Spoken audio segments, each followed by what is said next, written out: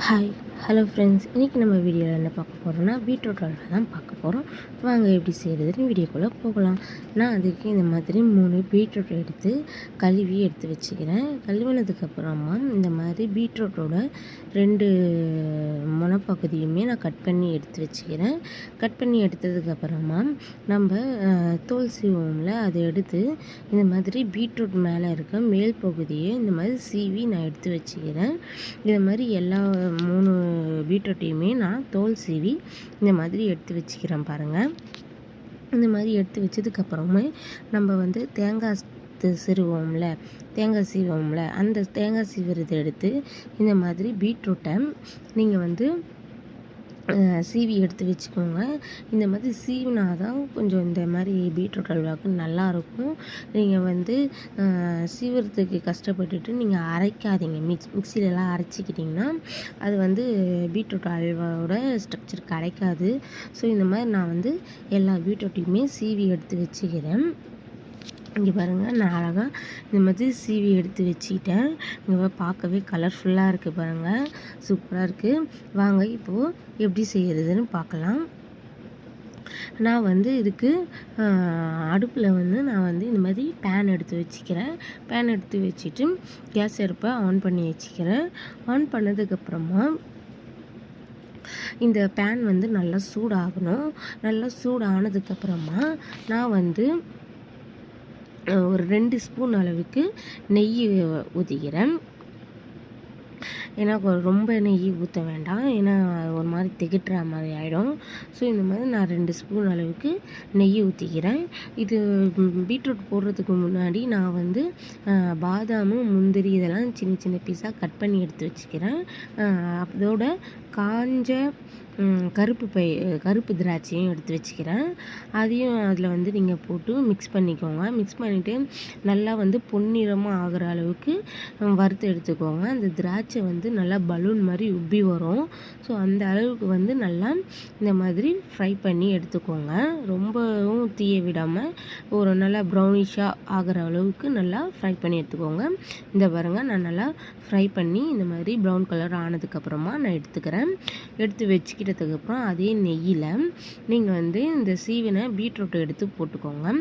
எடுத்து போட்டுட்டு அந்த நெய்யிலேயே ஒரு 5 மினிட்ஸுக்கு இந்த மாதிரி நல்லா மிக்ஸ் பண்ணி விட்டுக்கோங்க. மிக்ஸ் பண்ணதுக்கப்புறமா நான் ஒரு சின்ன பவுலில் பால் எடுத்து வச்சுருக்கேன். பாலையும் அந்த பீட்ரூட்டோட ஆட் பண்ணிக்கோங்க. ஆட் பண்ணதுக்கப்புறமா நல்லா ஒரு வாட்டி மிக்ஸ் பண்ணி விட்டுக்கோங்க.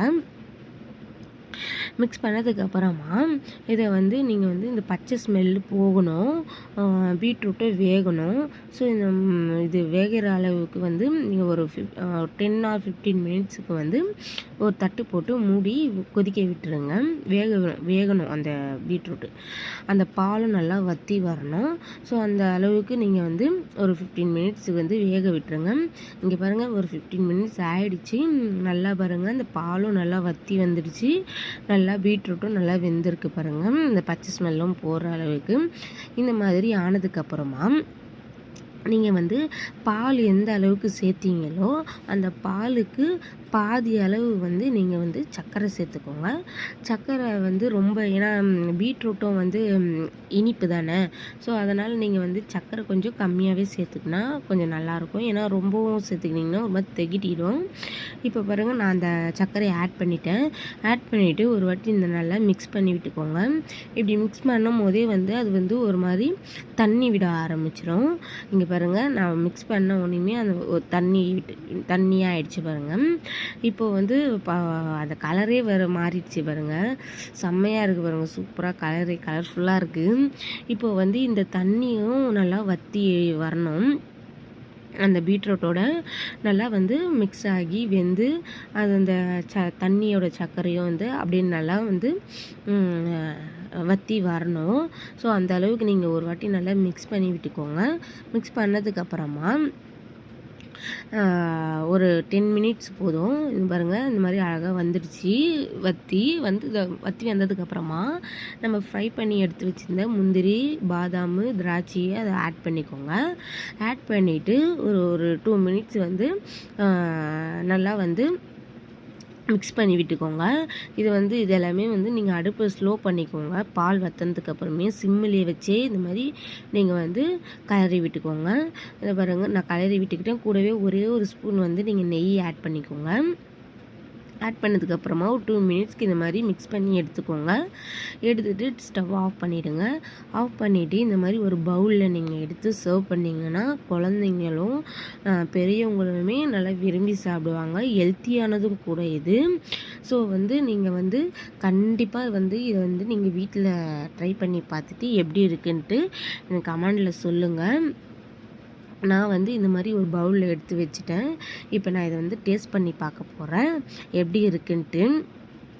ஏன்னா மோஸ்ட்லி பசங்களுக்குலாம் இந்த மாதிரி பீட்ரூட் பொரிச்சிலாம் தந்தீங்கன்னா பசங்க சாப்பிட மாட்டாங்க. ஸோ இந்த மாதிரி அல்வா மாதிரி அவங்களுக்கு பிடிச்ச மாதிரி நீங்கள் செஞ்சு கொடுத்தீங்கன்னா பசங்களும் நல்லா விரும்பி சாப்பிடுவாங்க. என் பையனுமே நல்லா விரும்பி சாப்பிட்டான். டேஸ்ட்டும் சூப்பராக இருக்குது ஃப்ரெண்ட்ஸ். கண்டிப்பாக நீங்கள் வீட்டில் ட்ரை பண்ணி பார்த்துட்டு எப்படி இருக்குன்னு சொல்லுங்கள். எல்லாருமே என்னை வீடியோ பார்க்குறீங்க, ஆனால் சப்ஸ்கிரைப் பண்ண மறந்துடுறீங்க. ஸோ கண்டிப்பாக என்னை சப்ஸ்கிரைப் பண்ணுங்கள். Okay friends, okay.